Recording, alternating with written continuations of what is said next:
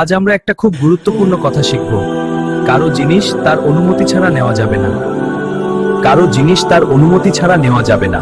এটা চুরির মতোই গুনাহ।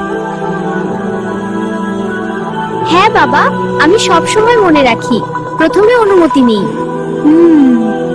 কিন্তু বাবা, যদি খুব ছোট জিনিস হয়, যেমন একটা চকলেট, তাহলে কি নেওয়া যায়? না বাবু, ছোট বড় যাই হোক, অনুমতি না নিলে ঠিক না। আল্লাহ আমাদের মন দেখেন। চলো একটা ছোট গল্প শোনাই। রাজু, এই গাড়িটা মোরছালিনের জন্য। খুব সুন্দর গাড়ি, মোরছালিন খুব খুশি হবে। আরে, আমার গাড়ি কোথায় গেল? ওই তো মোরছালিন খেলছে।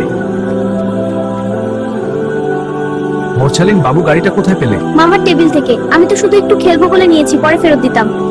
বাবু, এটা অনুমতি ছাড়া নেওয়া। রাসূল আশা বলেছেন এটা ঠিক না, এটা চুরির মতো গুনাহ হয়ে যায়। কিন্তু আমি তো চুরি করিনি, শুধু খেলতে চেয়েছি। বাবু, রাসূল স্যার শিখিয়েছেন অনুমতি না নিলে সেটা চুরি।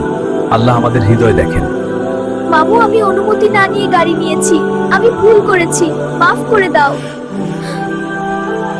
আল্লাহর কাছে তাওবা করছি, আর কখনো এমন করব না। আল্লাহর কাছে তাওবা করছি, আর কখনো এমন করব না।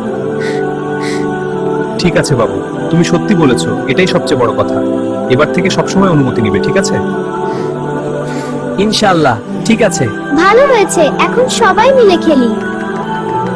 দেখলে তো, রাসূল সাল্লাল্লাহু আলাইহি কথা মানলে আল্লাহ খুশি হন। অনুমতি নিলে কারো মন খারাপ হয় না, গুনাহও হয় না। আমিন। দেখলে তো, রাসূল স্যার কথা মানলে আল্লাহ খুশি হন।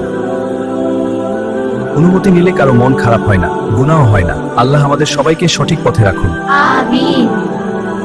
আমি প্রতিজ্ঞা করছি আর কখনো কারো জিনিস না বলে নেব না। ঠিক আছে বাবা, আমি তোমাকে বিশ্বাস করি।